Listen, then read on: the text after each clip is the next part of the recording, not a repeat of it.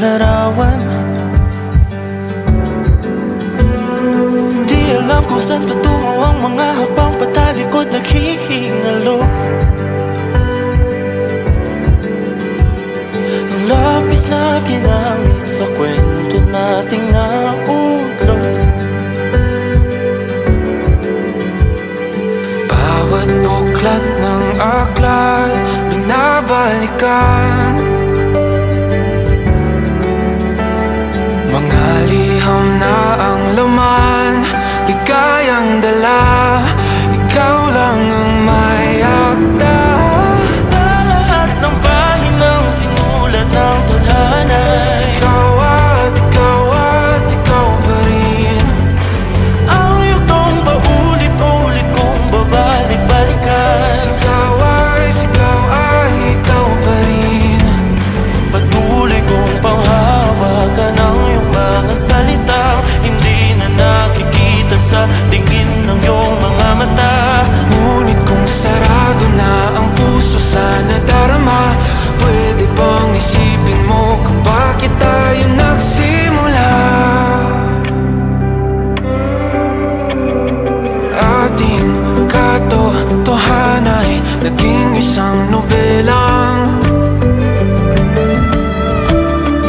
winakasan ng pagtutudang di na nalabanan. Nais na maramdaman muli kung paano isulat ang pangalan mo. Ngunit bawat letra'y mahirap nang iguhit, dahil binubuo nila ang iyong mga pangako. Sa lahat ng pahinang sinulat ng tadhana'y ikaw ikaw pa rin.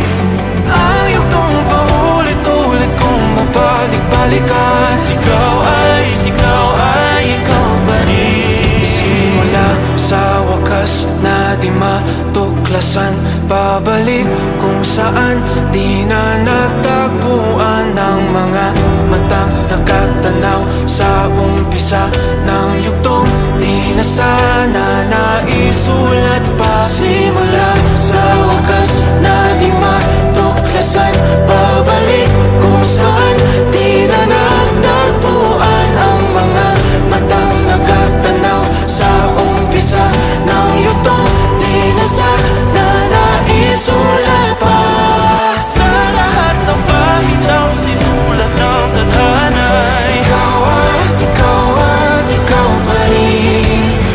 Ang yugtong paulit-ulit kong babalik-balikan. Sigaw ay ikaw pa rin. Patuloy kong panghahawakan ang iyong mga salita, di na nakikita sa tingin ng iyong mga mata.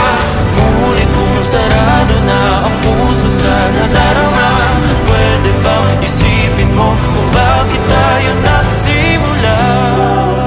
Na di matuklasan, babalik ikaw pa rin.